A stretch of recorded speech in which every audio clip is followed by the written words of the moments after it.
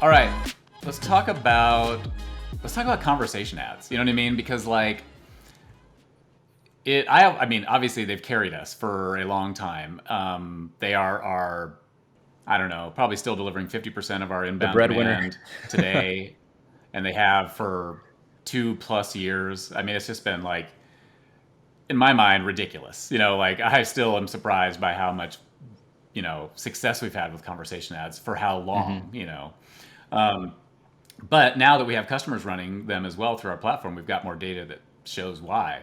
And holy crap! Like even just starting with like from a CPL standpoint, they're 50% lower than other ad types. So like, and we have them for like webinars and demos cut out here. So like a conversation ad for a webinar, $62.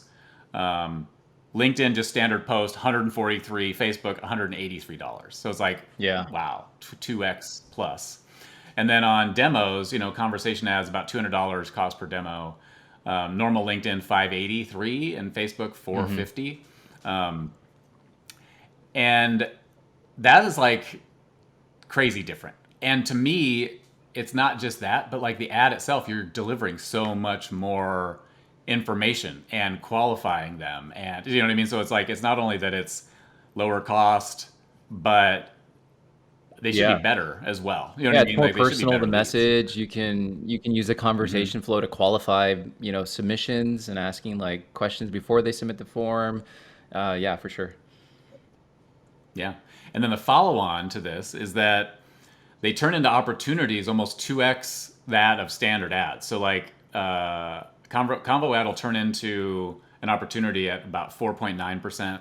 And rest, like LinkedIn, just general LinkedIn 2.6, Facebook 2.9. So it's like, wow, that too. So not just like lower cost, but then they also then convert to an Hmm. opportunity, which is, even deeper at a higher rate. So it's kind of like, I guess I ask myself is if you're a B2B marketer and you're not doing conversation ads, like why? Yeah. Literally, please somebody reach out and tell me we've made a conscious decision to not even test conversation ads. Like please, if you are in that camp, DM me. I want to know. I literally want to know why because I recommend this to almost all of our customers who have not tried it. And like, and our playbook around this for demos involves an incentivized Hmm. demo. And sometimes I talk to customers and that's their Yeah. problem. They're like, "Oh, I don't want to do an incentivized demo." And then I show them the data and I talk to them about what actually happens, the psychology of it. And they're like, "Oh, okay, maybe." And then I write the copy for them and I did this for one CMO. And she was like, "Oh, I would never say that." I'm like, "I know. Just trust me." Just like you got to lean out over your skis a little bit. Don't worry about it. And sure enough, it worked, of course, because we've Yeah, tested the these things biggest like reservation that I've seen umpteen just times. advising customers to combo ads is, especially if there's a gift card, is they don't want to offer the incentive. They don't know how to fulfill on the incentive. So more of the operational stuff. Yeah. And then also too, that they'll generate, a lot of pipeline from combo ads with a gift card, but it won't actually close to revenue. That's Yeah. been the Yep. biggest gap, I think. Yeah, and we looked at that too because we know that as well. We have about a 3 to 4% close rate on incentivized demos and a 12% close rate on non-incentivized. And you're like, holy shit, that's don't do conversation ads.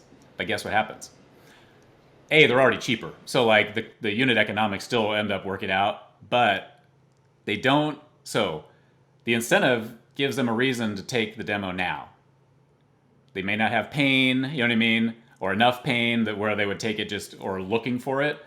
But okay, yeah, sure. Like, and if you're good with targeting, you know what I mean, like you're getting it to the right people and qualifying them again, right, making sure that again the right person, then you're first to market. You know Totally. what I mean? You like get in front of them first, and if you have a platform that's different and they're like can let off some like oh shit moments, like ours does, you lock that in and then our data shows like they do come back around later. And so we don't create an opportunity initially and then the future opportunity might not be tagged to inbound because like oh, maybe outbound reached out or they just came in. And if they came in directly, they'll be tagged to inbound.